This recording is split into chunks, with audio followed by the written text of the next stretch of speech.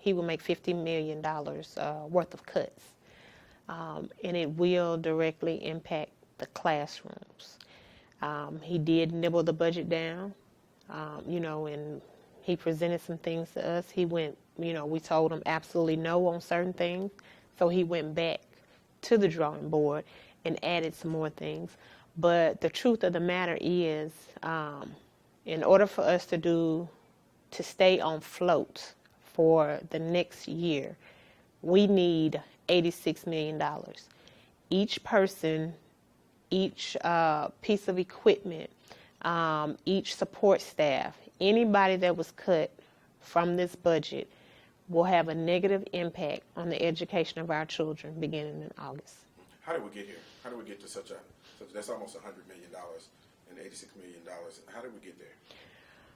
Well, every time ASD takes a school, we have to send that money. Every time we approve a charter, when we know the children are not going to come from the sky, they're going to come from one of our buildings, we lose money. So, it goes back to us doing things that I really think doesn't make sense. But that's a totally different story. The fact that, the state really hasn't given us what we need as far as the BP. And then the fact that Shelby County is the largest, poorest school district in the state of Tennessee. So we have, over 80% of our children that live in poverty. So with poverty, with the high domestic violence, with the high amount of murders we have, with so many children that suffer from post-traumatic stress syndrome, with so many behavior issues, we need more money to address the needs of the children. Because most of our schools, it takes teachers sometimes 20 to 30 minutes to put that child in a position to learn. And, we have so many children that come to school hungry. I have schools in my district where, principals, they're constantly sending parents to 201 Poplar for truancy.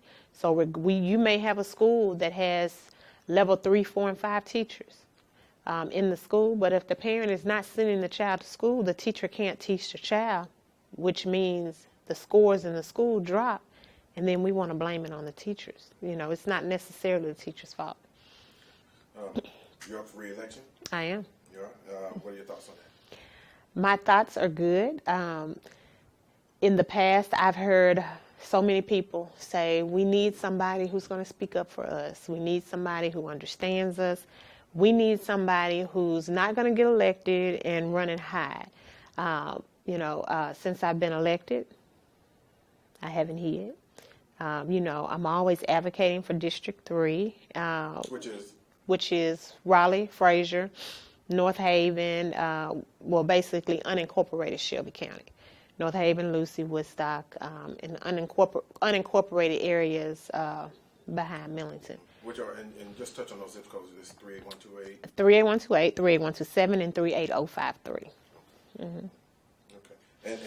And you happen to be born and raised out of? Millington, Tennessee. Okay. All right. Anything else you'd like to add? No. Yes, I would just like to say, to my constituents, thank you. Especially to my educators and principals, thank you. But most importantly, thank you to the students who decide to do the right thing every day.